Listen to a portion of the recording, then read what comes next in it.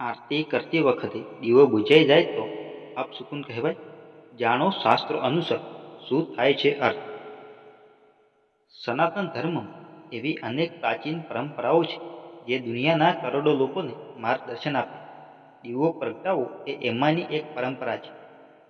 ભાગે જ એવું કોઈ કામ હશે જેની શરૂઆત દીવો પ્રગટાવ્યા વગર જ કરવામાં આવતી હોય. દીવો પ્રગટાવવાથી દેવી દેવતાઓ પ્રસન્ન થાય છે અને જીવનમાંથી અંધકાર દૂર થાય છે એવી માન્યતા છે.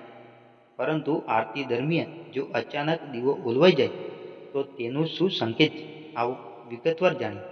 દેવી દેવતાઓ નારાજ થવાના સંકેત. ધર્મશાસ્ત્રો અનુસાર જો આરતી કરતી વખત જો દીવો ઓલવાઈ જાય તો તે દેવી દેવતાઓ નારાજ છે તેવો સંકેત આપે છે. જ્યારે એવું થાય તો આરતી કરનારની ઈચ્છામાં અવરોધો પેદા થાય.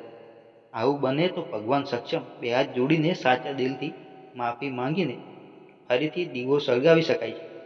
સાચા દિલથી પ્રાર્થના ન કરવી એ પણ એક કારણ હોઈ શકે. પૂજા કરતી વખત દીવો ઓલવાઈ જવાનો મતલબ એ પણ છે કે પૂજા કરનાર સાચા દિલથી પ્રાર્થના કરી રહ્યા નથી.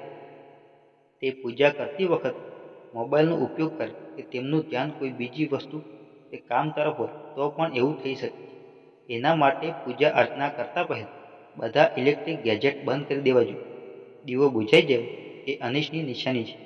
આરતી કરતા સમયે દીવો બુઝાઈ જવો એ કંઈક ખરાબ થવાની નિશાની છે. તેથી આરતી કરતા પહેલા દીવામાં પૂરતું તેલ કે ઘી નાખો. દીવાની વાટની લંબાઈ બરાબર ચકાસીને દીવો લાંબો સમય સળગતો રહે તેનું ખાસ ધ્યાન રાખજો. તો દીવો ઓલવાશે નહીં. દીવો સળગાવતા પહેલા કુલર પંખાને બંધ રાખો.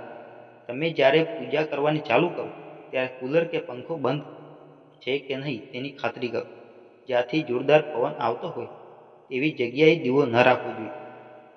જો ખૂબ જ પવન આવતો હોય તો તે જગ્યાએ દીવાને ઢાંકી દો જેથી દીવો બુઝાઈ ન જાય.